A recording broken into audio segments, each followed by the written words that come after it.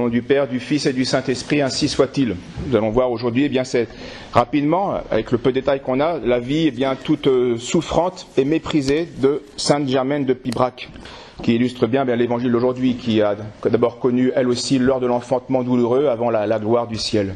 Elle était donc soumise, nous l'avons vu, à la providence. Germaine ne songeait, c'était son grand désir de uniquement se donner à Dieu, du mieux qu'elle le pouvait, dans les circonstances voulues par Dieu. Donc d'une manière toujours plus parfaite, ce qui est la mission de tout homme, de toute femme dans ce monde. Et dans la rude vie qui était la sienne, accablée d'affliction, elle marchait pourtant joyeuse en l'esprit. C'est une grâce, dit encore l'épître d'aujourd'hui, c'est une grâce de Dieu. D'être soumis à des supérieurs mal commodes, c'est pas agréable ni facile. Et c'est exactement ce que toute la vie de Germaine, c'était cela. Et ces supérieurs mal commodes, c'était la deuxième épouse de son père. Puisque Dieu lui envoyait ses peines, elle va aimer cette croix. Elle ne peut pas la fuir. Bien sûr, il y a des fois, on peut fuir certaines persécutions, il y a des choses qu'on peut faire, mais à un moment donné, on ne peut plus rien faire. À ce moment-là, il faut aimer la croix. Il faut demander au bon Dieu la force d'aimer la croix qu'il nous impose. Et c'est ce que va faire Sainte Germaine. Elle va aimer la pauvreté dans laquelle elle est, elle va aimer ses infamités, elle va s'y soumettre, et elle va les prendre comme autant moyen de salut, de perfection, d'offrande, d'imitation du Christ. Exposée aux rigueurs des saisons, elle y voyait des occasions de pénitence. Et lorsqu'elle constatera que Dieu suspend, on va le voir, suspend même les lois ordinaires de la nature, Dieu, elle n'est pas idiote, elle va voir que Dieu fait des miracles pour l'aider ici ou là dans sa vie, elle ne demandera pas à Dieu de guérir. Elle accepte cette croix. Elle accepte de rester, surtout, et c'est ça la croix la plus terrible, le rebut, le rejeton de sa propre famille. Et elle va garder ainsi de porter son fardeau de misère. Son cœur n'est pas insensible. C'est une jeune fille, elle est comme nous, être rejetée, c'est jamais agréable. Mais elle supporte néanmoins cela avec constante et résignation, toutes ces peines sensibles qu'elle subissait à la maison paternelle. Donc la marâtre, la deuxième épouse de son père, était avec elle toujours impérieuse, toujours irritée, toujours agacée. Elle ne lui laissait pas avoir à Germaine la place qu'elle avait le droit dans ce foyer. Elle interdisait à Germaine d'approcher les autres enfants de la maison, de la famille. Elle ne pouvait pas avoir de contact normal avec ses frères et sœurs, ou demi-frères et demi-sœurs. La jeune infirme devait donc aller prendre son repos en dehors de la maison, dans la bergerie, sous l'escalier qui montait au grenier. Et ceux qui ont la chance d'aller à Pibrac, il y a la maison paternelle existe toujours, elle est à 2 km de la basilique, et allez voir cet escalier où Germaine a passé toutes ses nuits. C'est tout à fait poignant. Une maison très pauvre, très simple, toute petite en surface. Donc elle dormait sous l'escalier tous les soirs, avec les animaux, pas avec ses frères et sœurs. Non seulement Germaine se taisait et acceptait ses humiliations, mais c'est là qu'on comprend ce que c'est une canonisation et l'héroïcité des saints. Non seulement elle supporte ça, mais en plus elle va rajouter des austérités. Elle se refusa durant toute sa vie toute autre nourriture que le pain et l'eau qu'on lui donnait. Alors le pain de l'époque, c'est un pain costaud, on en vit, d'accord, mais enfin, ça reste quand même un peu austère, évidemment. À l'exemple de Jésus-Christ, et pour l'amour de Jésus-Christ, elle va aimer ceux qui ne l'aimaient point. Elle pratique là l'héroïcité de la charité, la folie de la croix. Elle aime des gens qui ne l'aiment pas. C'est ce que le Christ a fait pour nous. Une telle conformité avec Jésus-Christ souffrant, pauvre et persécuté, poussait Germaine, comme instinctivement, comme chrétiennement on pourrait dire, malgré sa faiblesse et ses incommodités, à assister tous les jours au saint sacrifice de la messe. Alors, c'est bien sûr, on était un petit village, il y avait encore le curé, il y avait la messe tous les jours. Aujourd'hui, malheureusement, c'est quasiment impossible. Mais quand c'était possible, en tout cas, beaucoup ne le faisaient pas, et elle le faisait. C'était une question de survie, je dirais, de survie surnaturelle. Elle avait besoin de s'unir à Jésus hostie. Les obligations même de sa profession ne l'en dispensaient pas. Pleine de confiance, elle laissait son troupeau, puisque c'était la charge qu'on lui avait confiée, garder les bêtes, elle laissait son troupeau dans la campagne, et puis elle courait se réfugier le temps de la messe pour assister et communier. Alors ceci, bien sûr, est plus admirable qu'imitable, puisqu'elle avait une fonction, c'est vrai qu'en temps normal, sa fonction était de garder le troupeau, elle garde le troupeau, elle ne peut pas aller à la messe, c'est comme ça. Mais dans d'autres circonstances, donc ce serait condamnable. Mais dans le cas de Germaine, elle obéissait plus à une inspiration, à une motion intérieure de Dieu qu'à son caprice ou sa volonté propre. Et elle savait, et les faits vont montrer, que jamais un accident n'arriverait à son troupeau, que le bon Dieu garderait son troupeau en son absence. Et en effet, jamais les loups ne lui ont enlevé une seule brebis qui était sans elle, et jamais son troupeau, qui était gardé par une bergère qui ne gardait pas, ne s'est écarté des limites attribuées au troupeau par Germaine. Elle faisait même crois, des bouquets de fleurs fictifs, inefficaces, qui délimitaient la zone. Puis elle partait, puis elle revenait, tout était dans la zone. Et jamais les troupeaux n'ont fait un dommage sur les terres voisines, etc. Donc cette particularité très étrange, et bien sûr miraculeuse, a été constatée par d'autres bergers, qui eux restaient avec leurs troupeaux. Et cela donc se savait au village.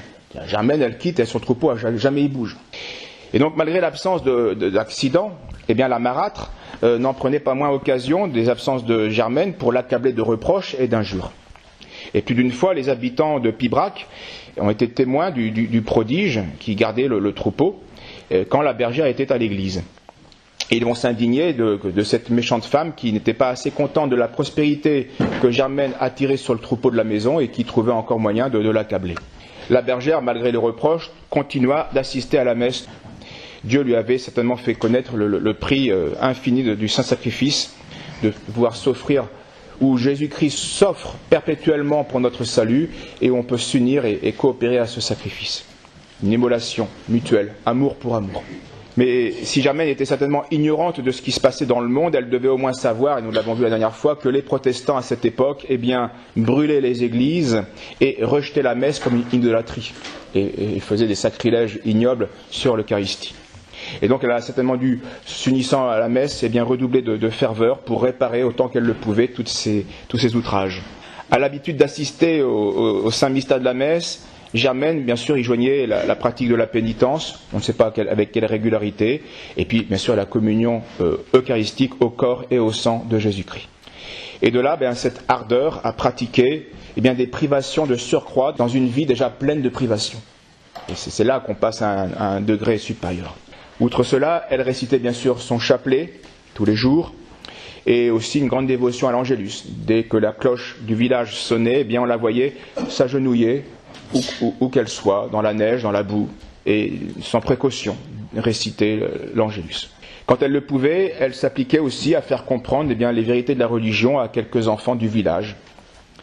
Donc un certain dévouement, une certaine bonté.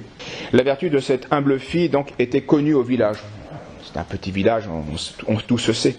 Mais au lieu de l'estimer à sa juste valeur, on la raillait, on se moquait d'elle. Le monde tourne souvent en ridicule ce qu'il ne comprend pas ou ce qui le dépasse trop. Ça c'est très juste. Dès que quelqu'un est supérieur à la masse n'aime pas trop ça. Ça s'appelle l'envie. Il m'est supérieur, il brille par cet aspect-là. Et la masse n'aime pas cela. La vertu de ceux qui se rendent imitateurs de Jésus-Christ donne et indispose souvent la masse, et pas seulement la masse des hérétiques, la masse des catholiques. Sainte Thérèse de l'Enfant Jésus a une belle lettre à une de ses sœurs, je crois, ou je ne sais plus, où elle explique l'incompréhension des catholiques à comprendre la vocation religieuse.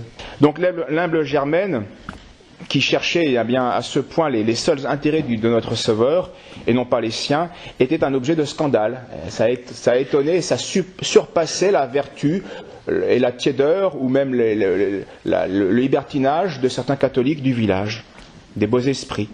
Et donc ça va attirer sur elle une persécution de raillerie.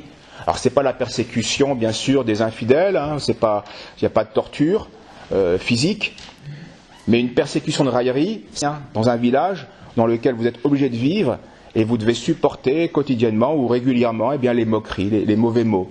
Donc on riait de sa simplicité, on l'appelait la bigote, comme si sa dévotion était exagérée, étroite, superstitieuse, alors qu'elle n'était que l'écho de la folie de Jésus en croix.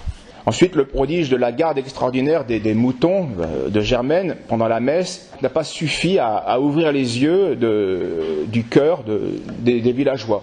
Et je rappelle, c'est un village de catholiques. C'est pas un village d'hérétiques.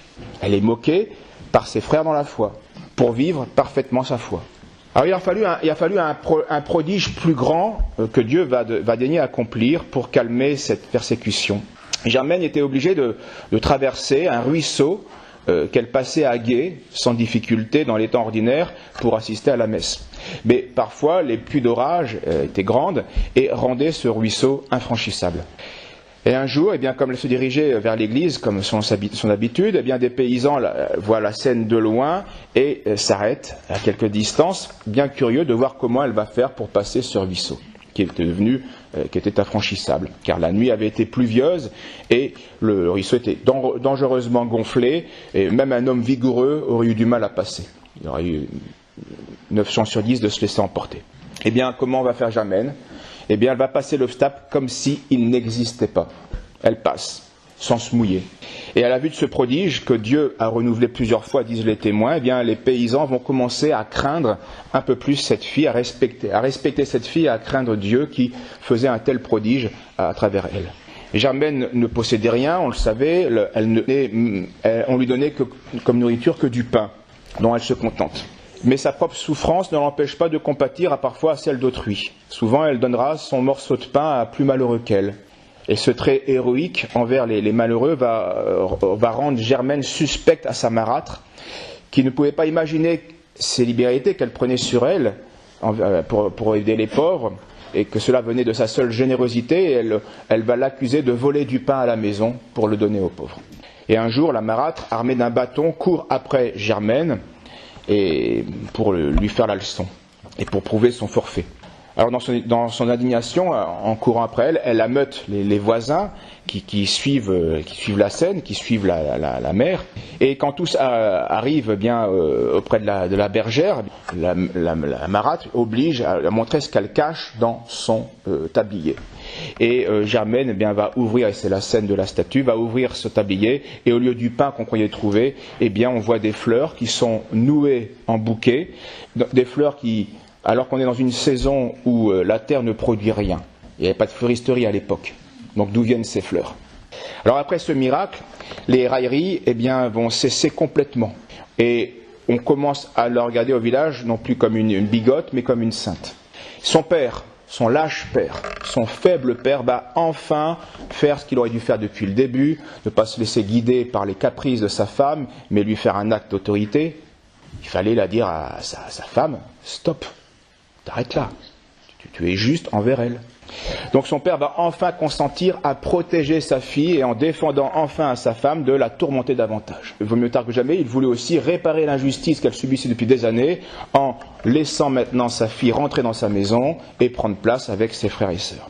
Mais Germaine, accoutumée à son sort, va lui supplier de la laisser habiter dans cette dépendance sous l'escalier. Elle y était je vous l'ai dit, elle vivait comme un père du désert, dans son ermitage, et ça lui allait très bien.